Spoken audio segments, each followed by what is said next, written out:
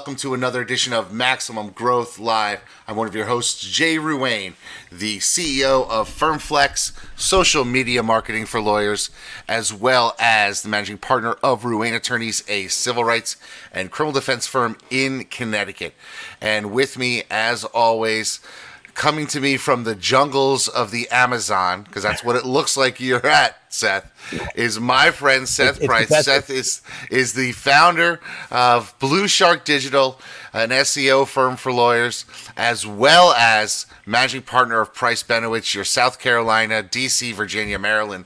A lot of action in D.C. the last couple of days, especially yesterday with the inauguration. But D.C. will get back to normal. But once you leave the South Pacific or wherever you're at, we'll be good. So how's your week going, Seth? Tell me what's new. Well, it's going well. The greatest Zoom background ever behind me, but it was a fun week. The presentation for PubCon went well, and it was just neat to sort of being sandwiched between people like Joy and Darren Shaw and others. Just quite a trip. But it was fun. It was nice to see lawyers and the needs of law firms being discussed and thought about at the highest level of digital marketing. So that was a cool experience. Yeah. It certainly is an honor to be able to grace the stage with a guy like you who's elevated himself to such high levels in the digital space. But that's one of the things that I do love about you is that you not only know this stuff and love this stuff, but you're like a Johnny Appleseed. You're always willing to offer more information to people and say, look, this is how you want to do it, and you want to do it the right way, and all those things. And that's one of the things that we are all blessed to have gotten to know you over the years. I don't know a single person who hasn't said, hey, Seth just told me what to do, and it got results. So that's just phenomenal. Now that your voice is getting out there to even more people, just remember us when you're on the big stage, and we're still in the audience eating the brown bag lunch. That's all I have to say. Well, this has been quite a ride. We've talked about doing this show for how many years? Not as a show, even before before there was Zoom, before anything. And the idea that I just get to hang out with you on a regular basis and get to brainstorm and get ideas back and forth. And one of the things we talk about a lot has been how to get different resources that we're not good at into our portfolio. And excited to have Rjon Robbins here today because he's probably the largest coaching program in the country.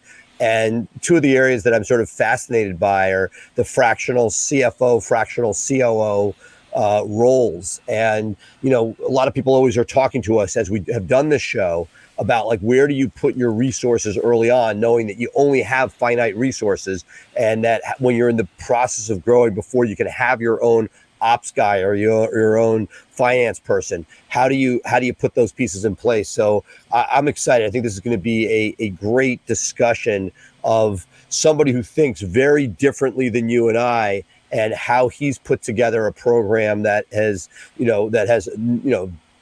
dozens, if not hundreds, of raving fans who have found their home within his system. Yeah, it's very interesting. I know, having known you for years, I've expressed my frustrations and some of my problems, getting my own partner to buy into doing certain things. I mean, I guess in some respects, when you're a solo, you chart your own course. When you have a partner, you have someone you can rely on. And you and I have spoken for years over some of the problems I had, being in partnership with my father, who was an old school, do good work and people will hire you type lawyer. And I wanted to grow, and I wanted to grow systemically and methodically and with marketing.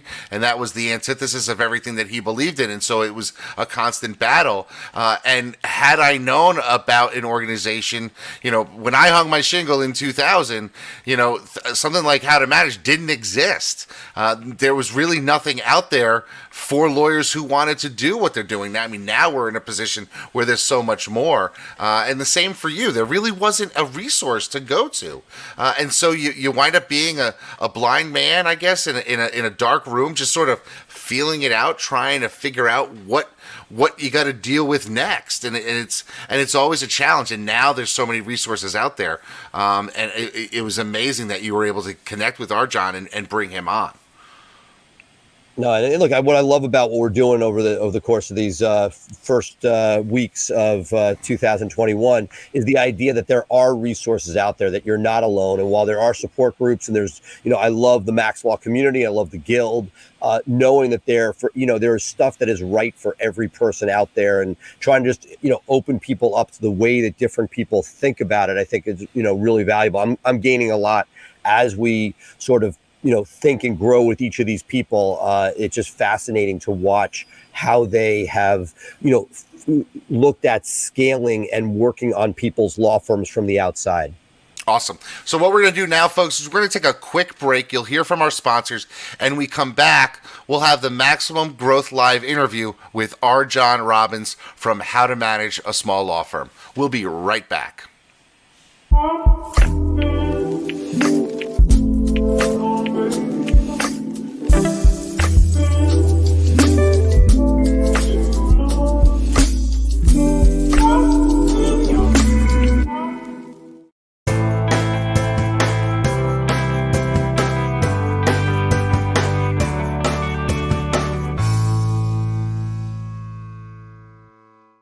Hi, I'm Jay Ruane, one of the founders of FirmFlex and a practicing attorney for over 20 years.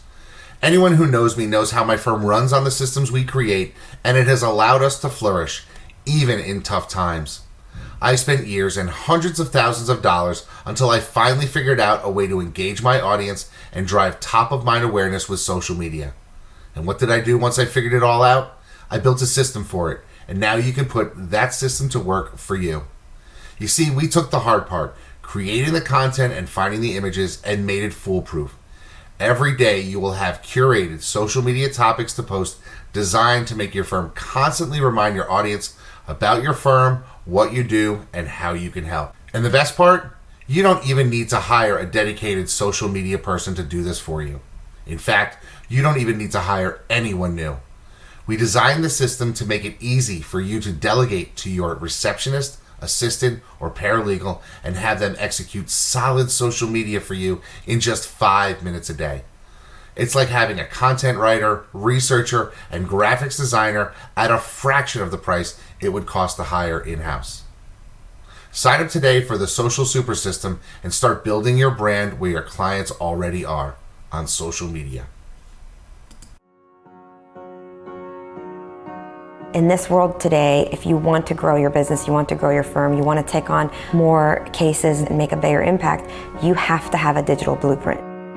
Statistically, throughout the time that we've been working with Blue Shark Digital, our law firm, the Atlanta Divorce Law Group, grew over 1,400%. They truly understand where we're headed and how we want to get there. I have a team in Blue Shark Digital that I feel like has my back.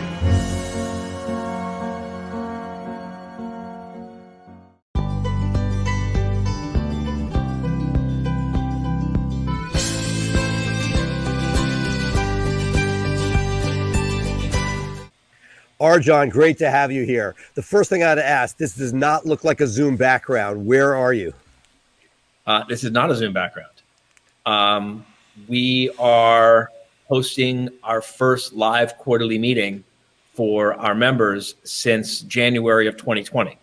Wow. So this is our first step back into whatever the new normal is going to be. And what you see behind me is a couple of our workshop rooms being set up. There will be an air wall dividing that when it's all said and done. We'll have like 8 or 10 of those set up by the end of the day today. So hopefully it's not the permanent new normal, but the immediate new normal as far as how you can meet in person. That's awesome.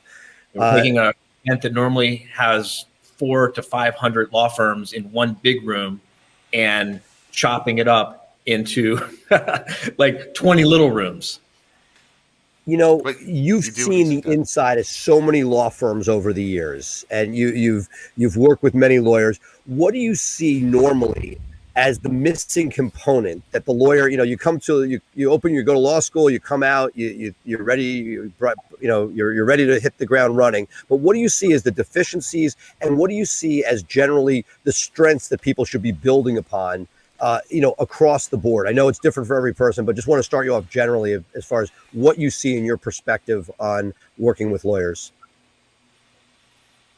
Well, first of all, I went to law school too. I learned all the same things in law school that everyone else learned in law school about the business of running a law firm, which is nothing. In fact, if they taught us nothing in law school about the business of law firm, we'd have been better off, right? Because instead of coming and saying, listen, we're teaching you how to practice law, we're not teaching you anything about the business of running a law firm. That you have to figure out on your own.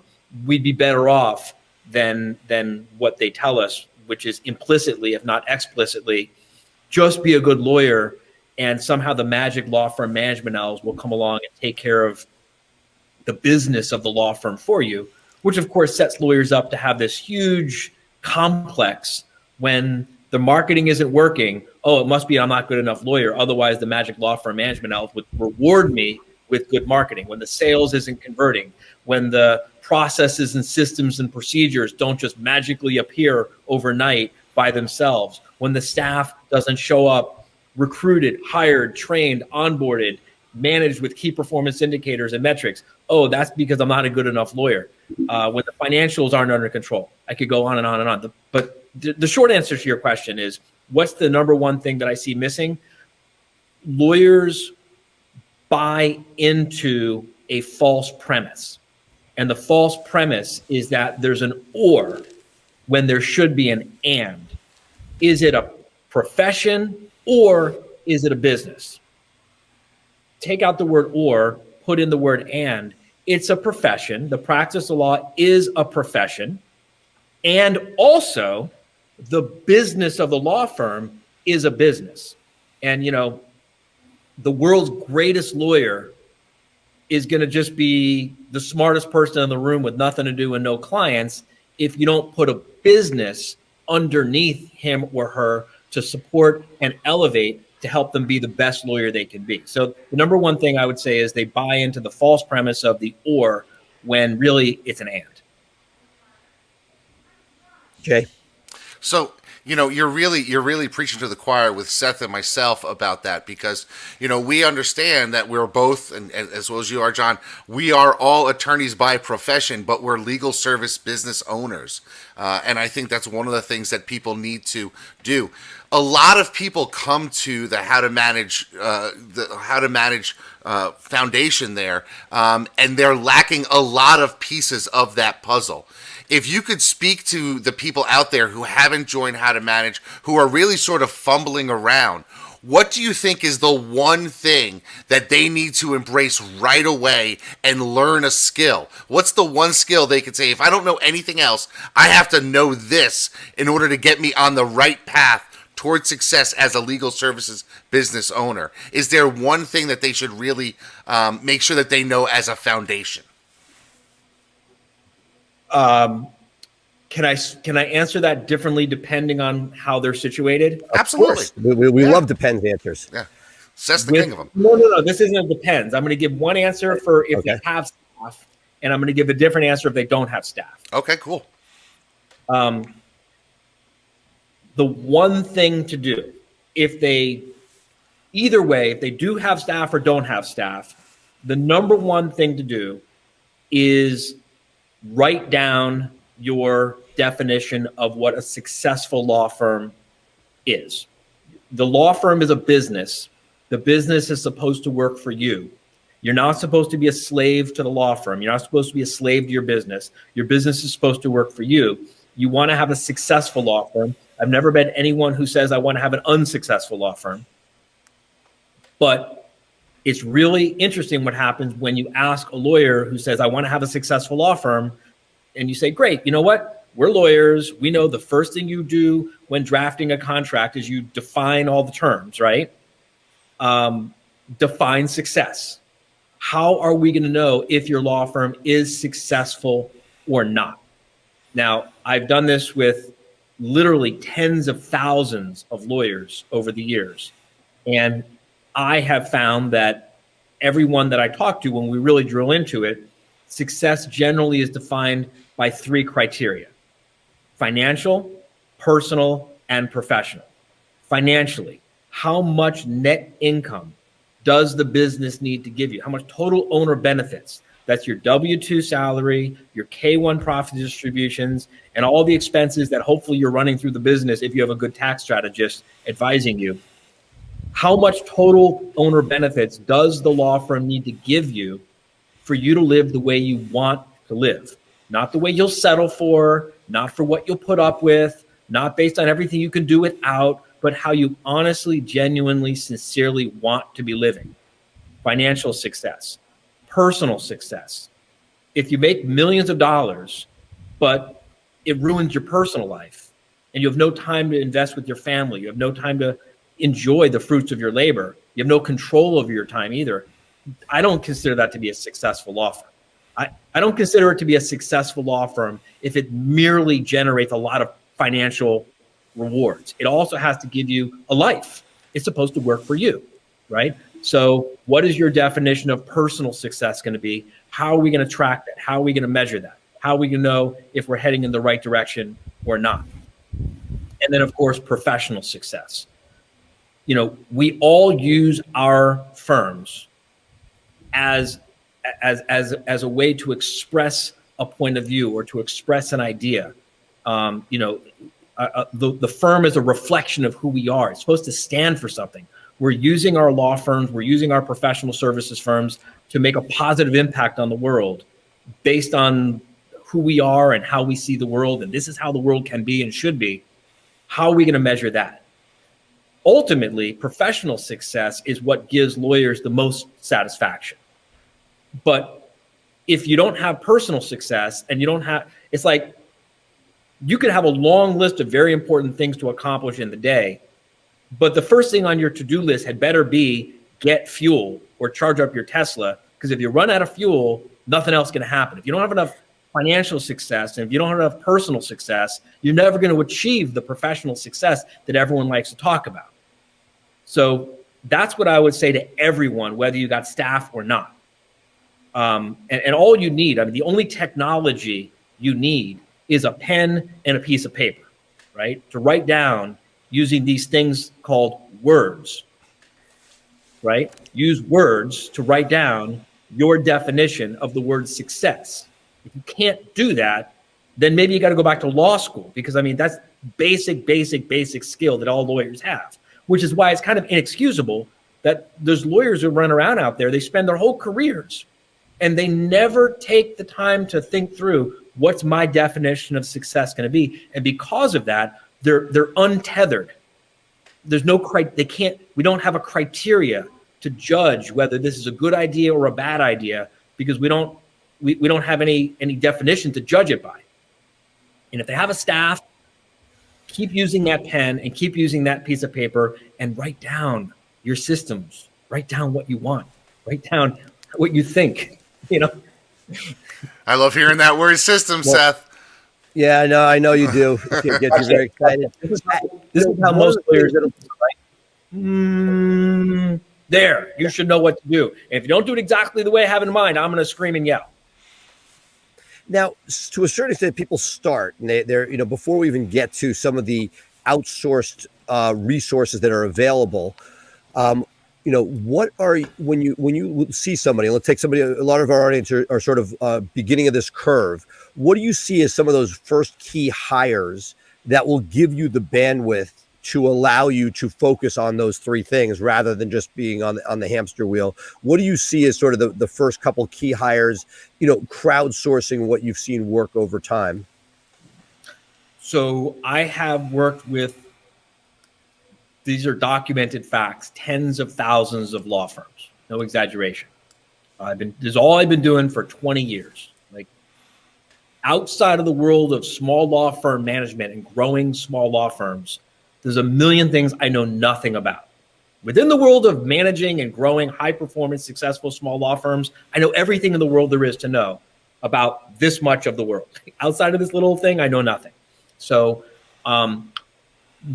based on my experience, what you just said, the first thing that you should hire is the thing that you do best, not the thing you do worst. The thing you do best is the first thing to replace yourself with. Everyone does it the other way around because intuitively it makes more sense to do it that way, right? The counterintuitive approach is to replace yourself in whatever you're best at. Interesting. Counterintuitive to what I would assume, because we talk a lot that people do what they like to do, present company included, Jay and myself. So that if one of the fears that I would think based on that advice is if you replace the stuff that you love doing and that you're really good at, that you're then left with the stuff that you may not be as exceptional at. And while it may get done, it's not what you love, or it may not get done as well. What are your thoughts on that? Because to me, my intuition would be like, keep what you love and make sure. I mean, the general conventional wisdom is outsource what you don't or what you're not great at. So let me tell you the end, how the story ends.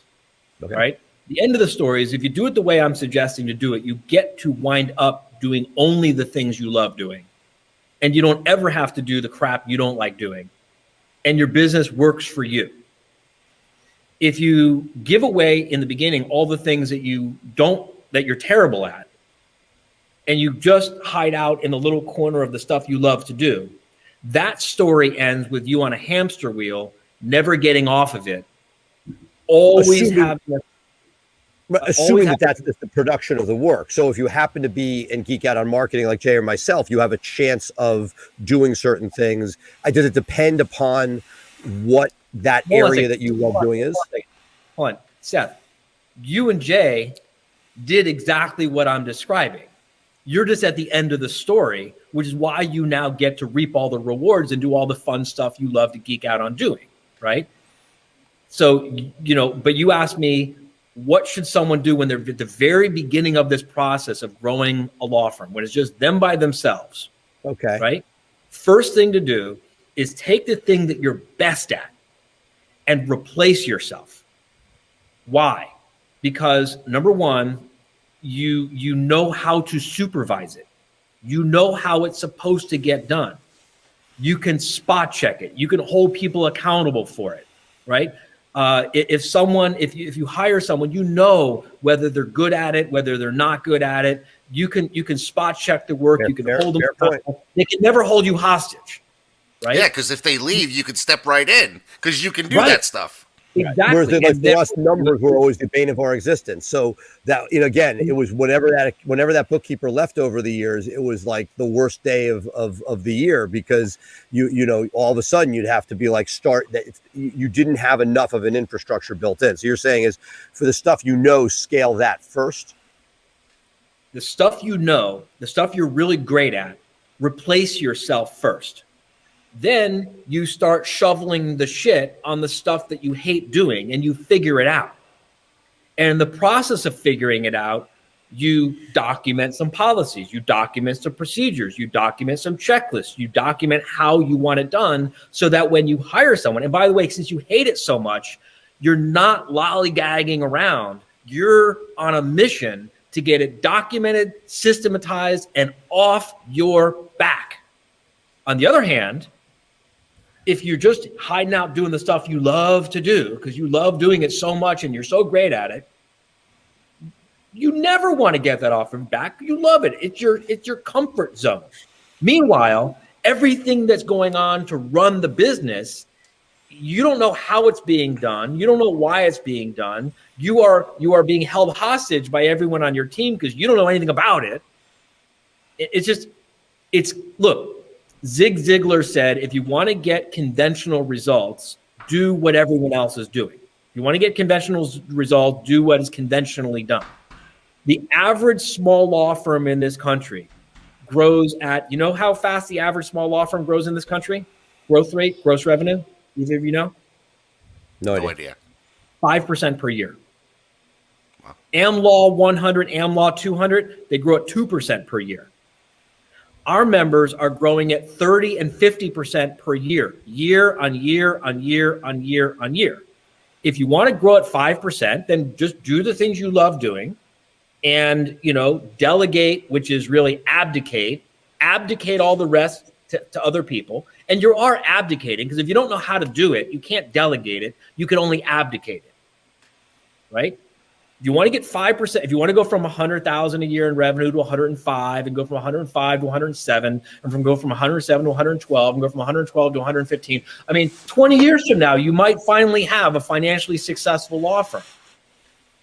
You want to take your firm from 100,000 to 150,000 to 250,000 to 500,000 to $1 million in like 3 or 4 years. This is the path less traveled. You hire someone to replace yourself in the thing you're best at first. Interesting. That's a really interesting point. And I think it definitely is something that a lot of people in our audience can really sort of reframe their decisions over 2021 as they're looking to where they can grow their firm, is thinking about strategic growth hires and what the right hire is, and replacing themselves may be the answer to that question to get them to where they want to go. And it falls back to your idea of how do you define success? Because if you don't have that defined, then you don't know what decisions to make. And then you might as well just do the things you like doing every day. Right. Well, because you're just wandering around, in Alice in Wonderland. Where do you want to go? I don't know. Well, then anywhere we'll go, then any direction we'll do, right?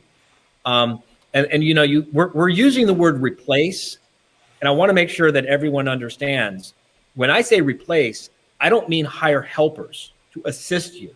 I mean hire someone who is as good or better than you, so they can literally replace you and really buy your freedom.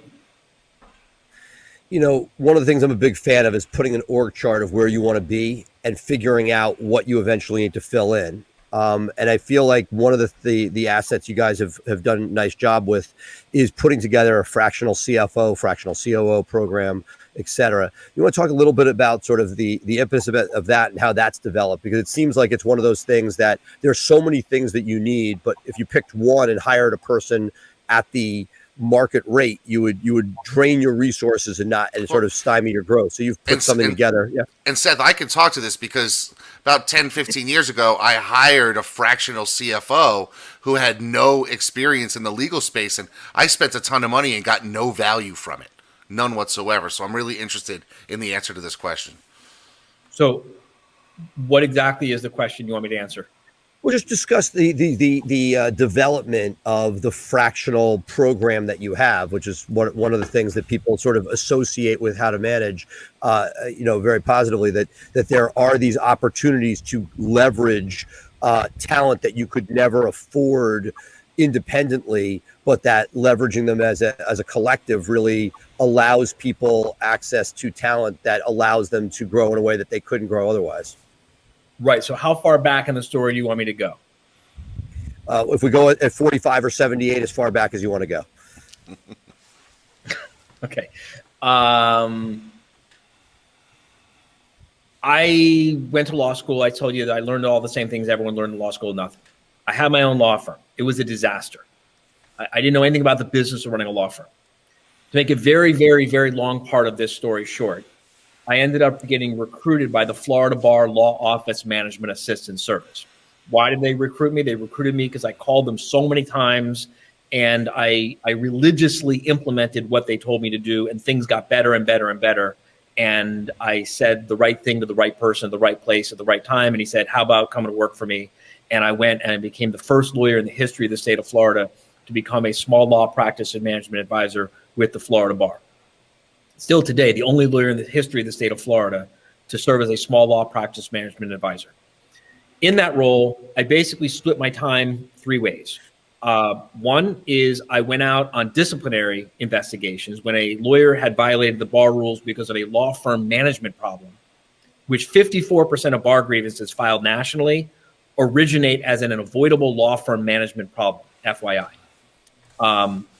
It shows up at the end as a bar grievance or a malpractice action, but it begins in the very, very, very, very beginning. The seeds of the problem are planted as a law firm management problem. So about a third of my time, I was out in the field fixing broken law firms, law firms that had violated the bar rules. And these aren't bad lawyers, and they're not drinking and using drugs and stealing from their trust account and saying, screw the clients. These are like people who really care, great lawyers, who really, really, really care about their clients, and they're just emotionally devastated that they got themselves into this trouble because no one ever taught them about the business of running a law firm. When I wasn't out in the field fixing these broken law firms, I was doing CLE speeches. So they sent me all over the state of Florida doing CLE speeches in front of thousands and thousands and thousands and thousands of lawyers, teaching everything from marketing to sales to staffing to financial controls, goal, you name it. All the 7 main parts of a successful law firm. And when I wasn't doing that, I was in the office fielding anywhere from 3 to 5 calls a day from lawyers on every aspect of starting, marketing, managing, buying, selling, growing, you name it, a law firm. They were calling, and I was like having to walk them through it and give them spot coaching and laser coaching around that. Thousands and thousands and thousands of these conversations every year. These are documented bar record facts, by the way. And what became abundantly clear to me is that lawyers don't study business, right? Most lawyers studied history, philosophy, literature, English, history, poli-sci, right? I mean, myself included. Yep. And then they go to law school where I already talked about what they don't teach us in law school about the business of running a law firm. And then they get out of law school and no one teaches them about the business of running a law firm. And, name a business, name any other business where you would want to advise one of your clients, where you would allow one of your own clients or friends or family and say, yeah, you should invest in that business, right? The person who's asking you to invest in the business, they don't have a business plan. They don't have a marketing plan. They don't have a sales strategy. They don't have documented processes, systems, or procedures for how anything's supposed to get done. They don't have job descriptions, and they have no financial controls, and there's no one minding the store, but she's a great chef. He's the world's best technician or whatever. Hold on for that, please. You would never invest in that business. Why not? Because it's obvious the business wouldn't be successful. That's why, right? But lawyers, I did this also. I started my own law firm. I didn't have a marketing plan. I mean, lawyers start businesses that they would never advise. Lawyers sue people. Lawyers, there is a cause of action called fraud in the inducement. Lawyers sue people for doing things to their investors that we do to our friends and family when they invest in our law firms. So it became really obvious that I could either spend a lifetime taking lawyers through business school, kicking and screaming because they don't want to go, or I could just give the law firm what the law firm needs, which is access to an experienced professional service manager called a professional legal administrator. There's a profession called the professional legal administrator. There's an association of legal administrators with thousands of members all over the world who are in the profession of managing, professionally managing law firms. The problem is that a good professional legal administrator is going to be making $100,000 to $150,000 a year. And so the small law firm it just doesn't make any sense. So that's when I hit upon the idea back when I was with the Florida bar of, I wonder if there's a way to deconstruct this and create a fractional timeshare solution so that owners of small law firms could finally have access to the kind of high-level, professional, experienced management services that owners of big law firms take for granted. That's the medium version of a very long story.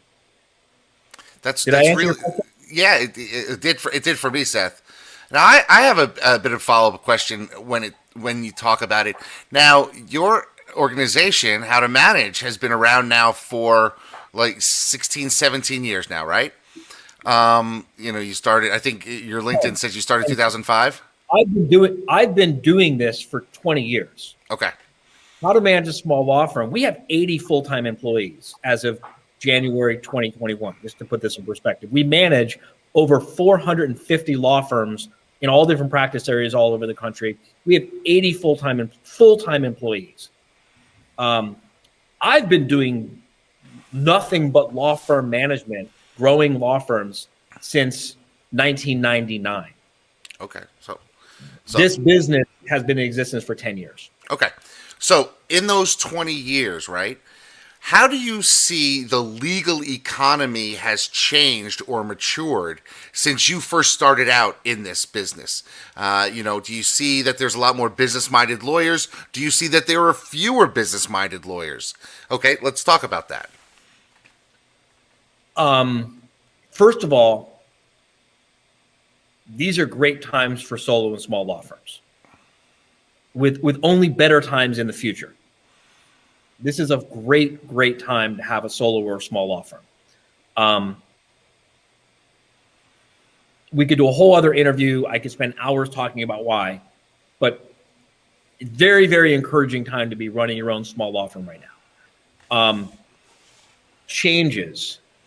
That was your question, right? Changes that I'm seeing in, okay. Well, I mean, obviously technology, right? When I started 20 years ago, if you wanted to start your own law firm, you needed like $100,000 of working capital. You needed like a server, and you needed a big office, and you needed a T1 line. Remember T1 lines? Oh, yeah. You needed a lot of stuff, right? And this is how big law firms kept their best rainmakers, like with golden handcuffs, right? They right. kept The barrier to entry was so much to go out on your own. The barrier to entry today is nothing. I mean, correct. Nothing, right? Some software and a high-speed access, and you're in. Yeah. Okay. So that's number one. Number two, LegalZoom has been a gift from heaven for the entrepreneurial small law firm owner. If you're not on your knees thanking LegalZoom, then you're not really a marketer. Okay. LegalZoom has been and will continue to be a gift for solo and small law firm owners who are entrepreneurial minded, who really geek out on marketing. Three, all of the competitors to LegalZoom that are coming are also going to be gifts to solo and small law firm owners. Next, Washington, D.C., Arizona, Florida is about to allow non-lawyers to begin to own equity stake in law firms.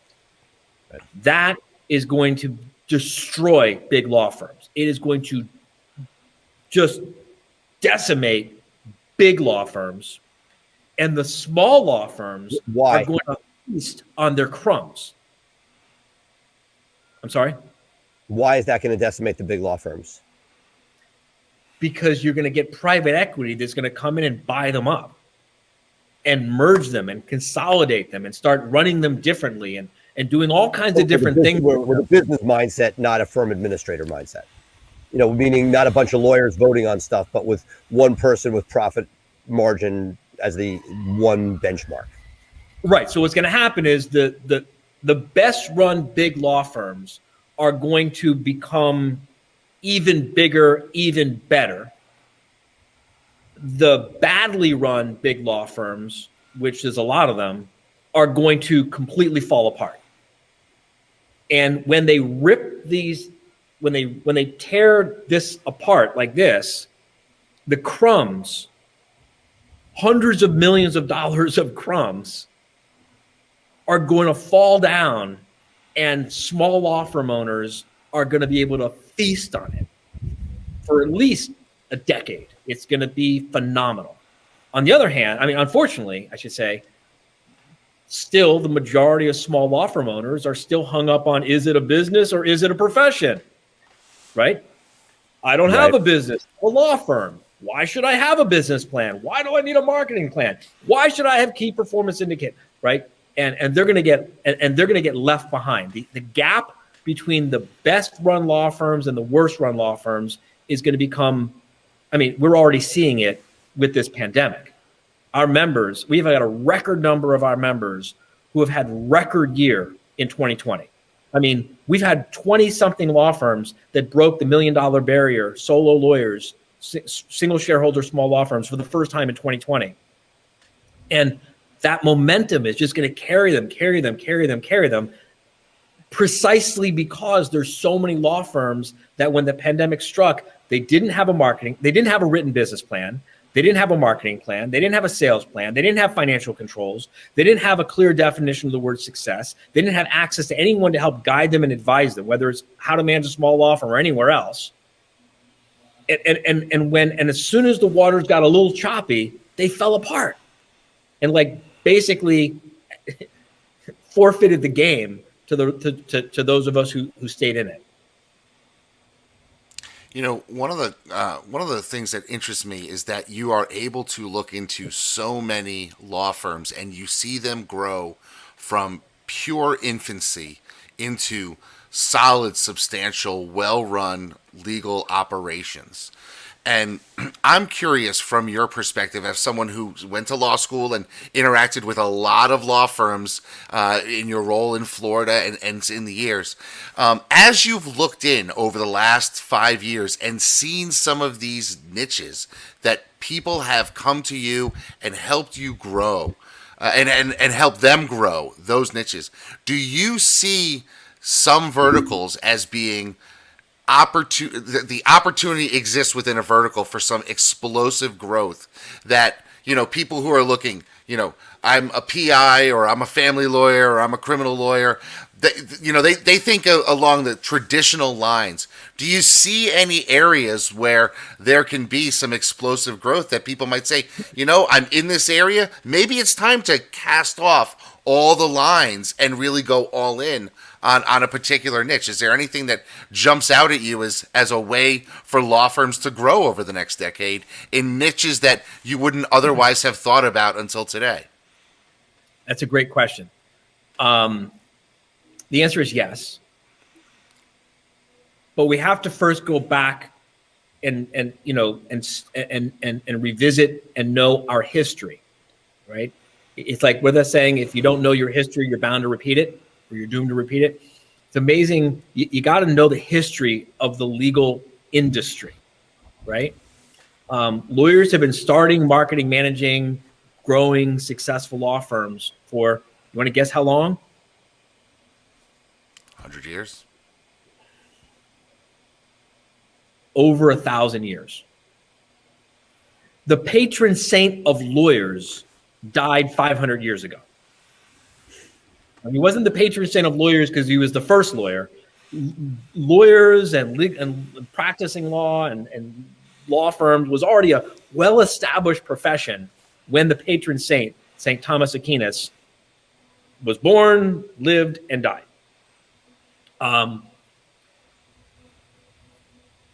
What we think of as practice areas, right? What we think of as practice areas was defined by telephone directory salespeople.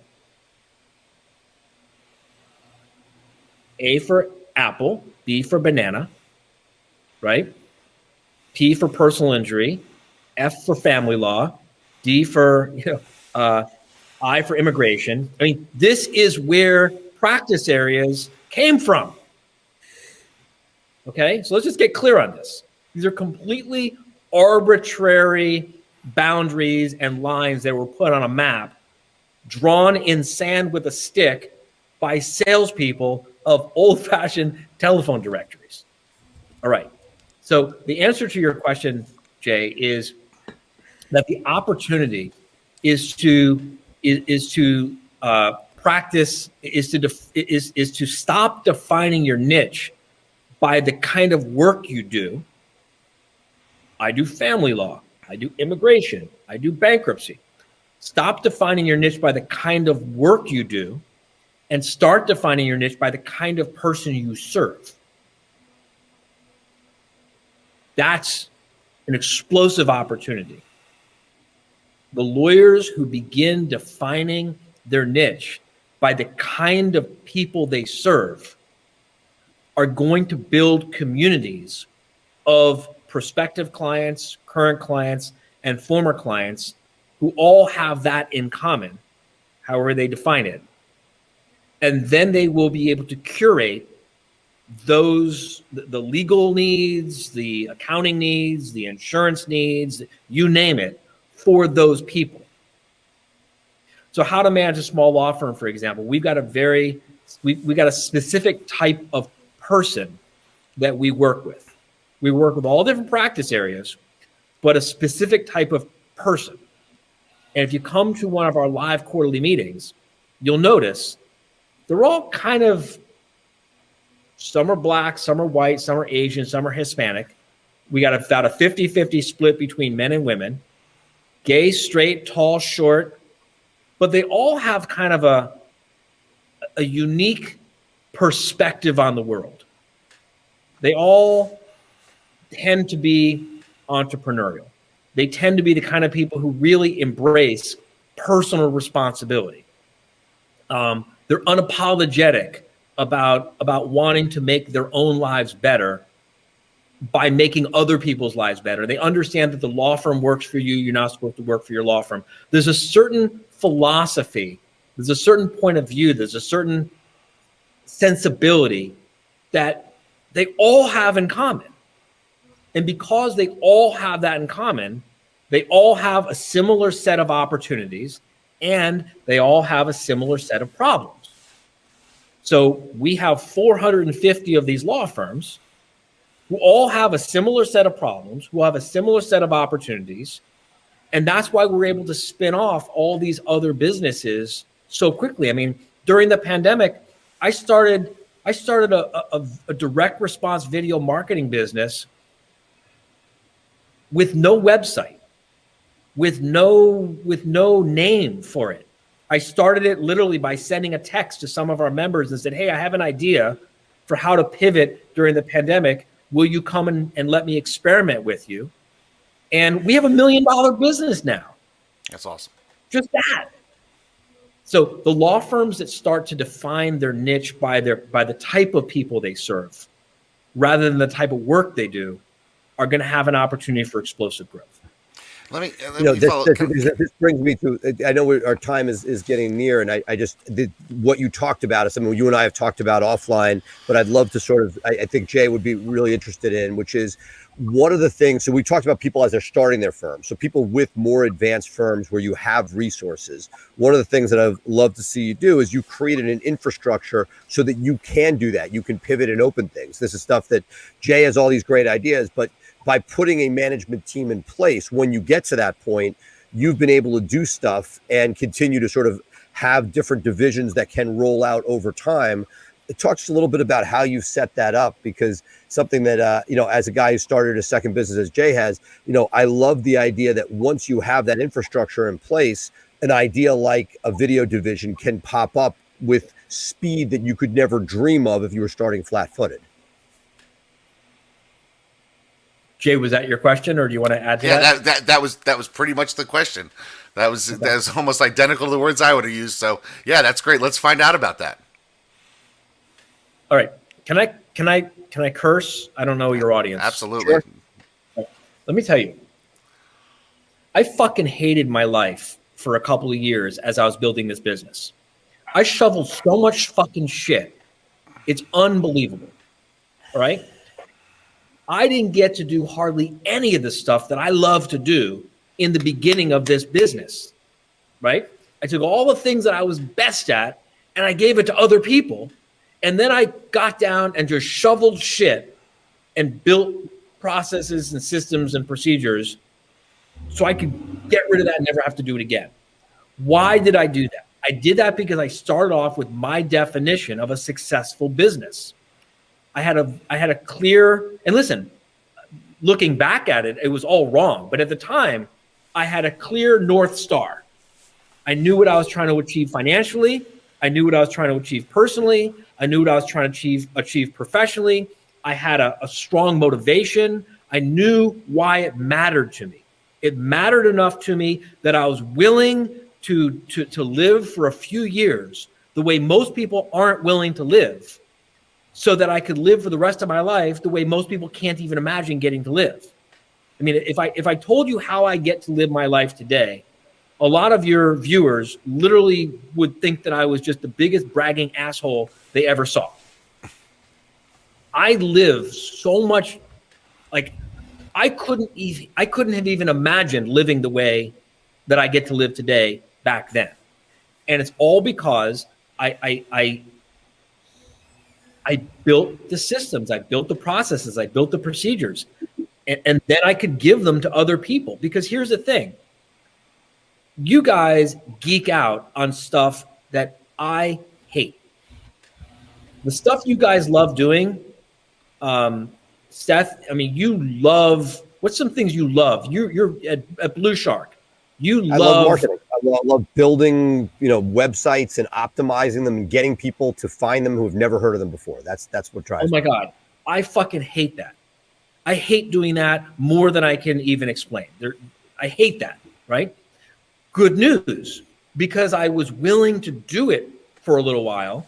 I learned it well enough. I never became an expert. I'm not an expert in that, but I learned it well enough that I could create some processes, create some systems, create some procedures, and then hire people who actually love that shit. You know what else I really don't like doing, Jay? I know this is going to break your heart. Social media?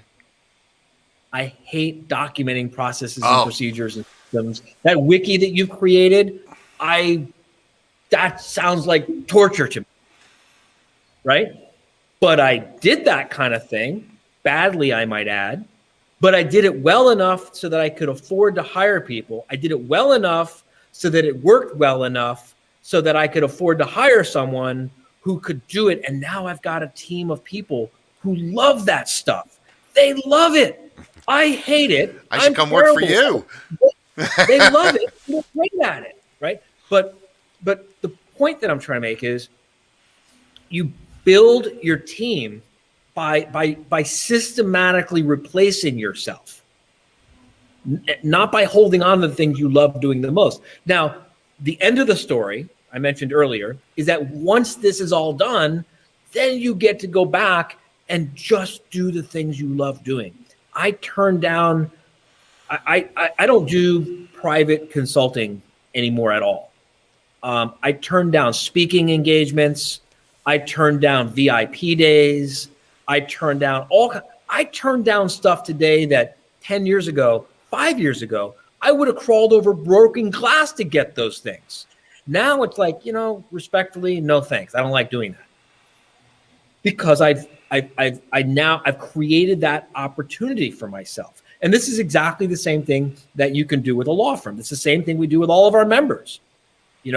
Are you willing to live for a few years the way most people won't, so you can live the way for the rest of your life the way most people can't? And if the answer to that is yes, then what I'm saying makes perfect sense to you. There's people who are thinking that doesn't make any sense to me. They haven't found the right motivation yet. And that's okay. Maybe today will be the day you find that motivation. Wow, that's really awesome, and it's inspiring. And I want to thank you for coming in and sharing those stories with us, because I think, some of the things that you've said today, obviously they make me think, but I think there's viewers out there, sitting at home on a Wednesday, looking at Facebook, or sitting at home on a Sunday night saying, I can't imagine going to work the next day. And what you're giving them is the permission to say there is a better way of doing it. And if you just run towards that and do it the right way, you can give yourself the vision that you want and the success you want. And I want to thank you for giving that message to our people out there, because that's really, truly what we all deserve at the end of the day, is to have a career and have an operating functional business that gives you the life that you want. Seth?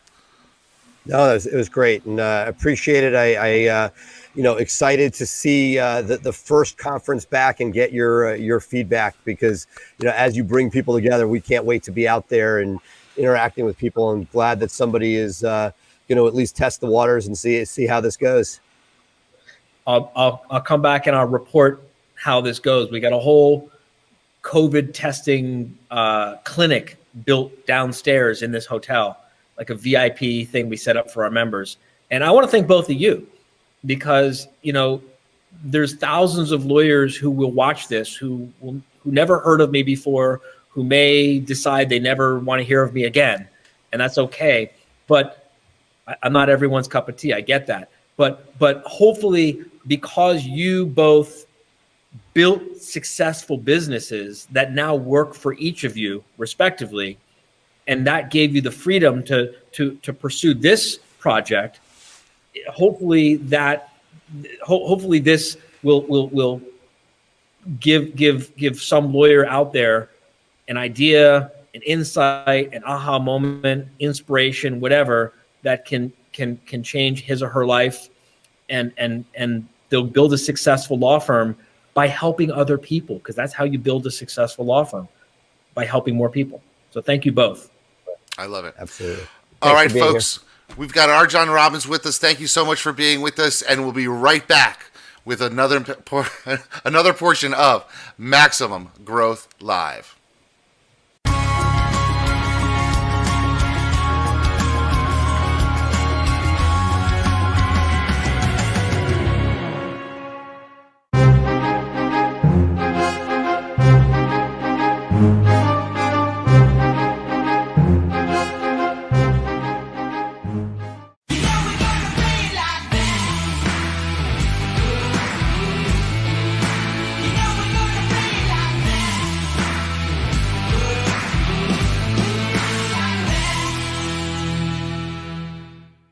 Well, Seth, just a phenomenal interview. I mean, I got a bunch of takeaways, and really reframing how I look at things.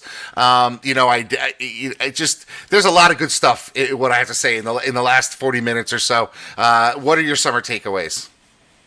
No, the way he looks at the world as a business owner, I find fascinating, because with each person in the marketing space, and this goes back to the late Stephen Fairley, all of the sausage making may or may not be right for you, but the idea that you have somebody who has thought these things through and that has provided different resources that, if they make sense for you, that we both have struggled finding a CFO that makes sense.